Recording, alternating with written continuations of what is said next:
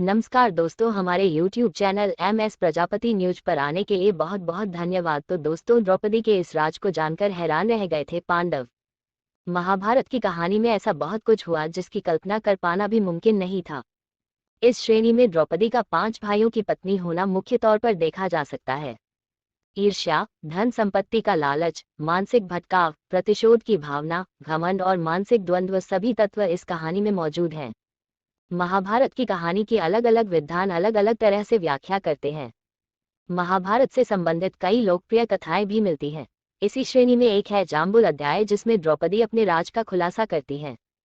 द्रौपदी 5 पांडवों की पत्नी थी, लेकिन वह अपने पांचों पतियों को एक समान प्यार नहीं करती थी। वो सबसे ज्यादा अर्जुन से प्रेम करती थी, लेकिन दूसरी तरफ अर्जुन द्रौपदी को वह प्यार नहीं दे पाए क्योंकि वह कृष्ण की बहन सुभद्रा से सबसे ज्यादा प्यार करते थे। एक प्रचलित कथानक के मुताबिक पांडवों के निर्वासन के 12वें वर्ष के दौरान द्रौपदी ने एक पेड़ पर पके हुए जामुनों का गुच्छा लटकते देखा। द्रौपदी ने तुरंत ही इसे तोड़ लिया। जैसे ही द्रौपदी ने ऐसा किया, भगवान कृष्ण वहां पहुंच गए। भगवान श्री कृष्ण ने बताया कि इसी फल से एक साधु अपने 12 साल का उपवास तोड़ने वाले थे। द्रौपदी ने फल तोड़ लिया था, जिससे पांडव साधु के कोप का शिकार हो सकते थे। ये सुनकर पांडवों ने श्री कृष्ण से गुहार लगाई। भगवान श्री कृष्ण ने कहा कि इसके लिए पांडवों को पेड़ के नीचे जाकर केवल सच वचन बोलने होंगे। भगवान कृष्ण ने फल को पेड़ के नीचे रख दिया और कहा कि अब हर किसी को अपने सारे राज खोलने होंगे। अगर हर कोई ऐसा करेगा तो फल ऊपर पेड़ पर वापस लग जाएगा और पांडव साधु के प्रकोप से बच जाएंगे। सबसे पहले श्री कृष्ण ने युधिष्ठिर को बुलाया। युधिष्ठिर ने कहा कि दुनिया में सत्य, ईमानदारी, सहिष्णुता का प्रसार होना चाहिए, जबकि बेईमानी और दुष्टता का सर्वनाश होना चाहिए।